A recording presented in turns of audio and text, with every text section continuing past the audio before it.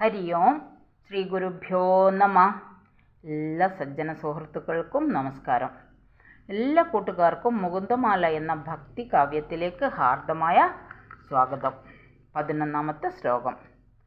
മാ ഭൈർമന്ദമനോ വിചിന്യ ബഹുധായാമി ചിരം യാതനാഃ നാമേ ന പ്രഭവന്തി പാപരിപവ സ്വാമീ നനോ ശ്രീധരഃ ആലസ്യം വപനീയ ഭക്തി സുലഭം ധ്യായസ്വ നാരായണം ലോകസ്യ വ്യസനാപനോദനകരോ ദാസസ്യ കിം ന ക്ഷമഃ. അല്ലയോ മനസ്സേ, മരണസമയത്ത് യമനിൽ നിന്നുണ്ടാകുന്ന പലവിധത്തിലുള്ള ഉപദ്രവങ്ങളെപ്പറ്റി ചിന്തിച്ച് നീ പേടിക്കേണ്ട.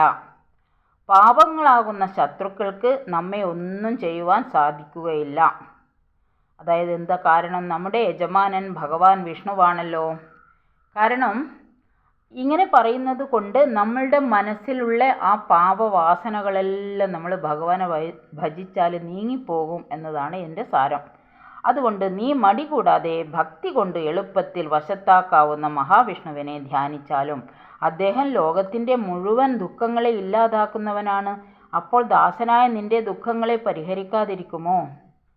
ഭക്തൻ സ്വന്തം മനസ്സിനോട് പറയുകയാണ്, നീ ചെയ്തിട്ടുള്ള പാപങ്ങളെയും അവയ്ക്ക് യമനിൽ നിന്നുണ്ടാകുന്ന നരകയാതനകളെയും ആലോചിച്ച് ഒരിക്കലും വിഷമിക്കേണ്ട. നീ മഹാവിഷ്ണുവിനെ അഭയം പ്രാപിച്ചിട്ടുണ്ട്. അദ്ദേഹം ജനങ്ങളുടെ മുഴുവൻ ദുഃഖങ്ങളെ ഇല്ലാതാക്കി തീർക്കുന്നവനാണ്. നിന്റെ പാപങ്ങളും അവയ്ക്കുണ്ടാകുന്ന യമൻ്റെ ശിക്ഷകളെയും എല്ലാം ഇല്ലാതാക്കി തീർക്കുവാനുള്ള കഴിവ് അദ്ദേഹത്തിനുണ്ട്. അതുകൊണ്ട് ഭഗവാൻ നാരായണനെ ധ്യാനിച്ചാൽ മതി. അപ്പോൾ ഭഗവാൻ നാരായണനെ എപ്പോഴും ധ്യാനിച്ചു കൊണ്ടിരിക്കുക. അപ്പോഴും പാവങ്ങളും പാപവാസനകളും ഇനി പാപം ചെയ്യാനുള്ള ആ വാസനകളും നീങ്ങിപ്പോകും. അന്നേരം ഭഗവാന്റെ പാദത്തിൽ ഭക്തി ഉറക്കും.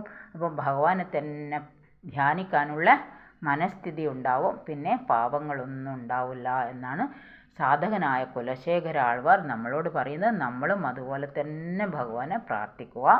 ഹരി ഓം ശ്രീ ഗുരുഭ്യോ നമ. ഓം തത്സത്. ഹരി ഓം.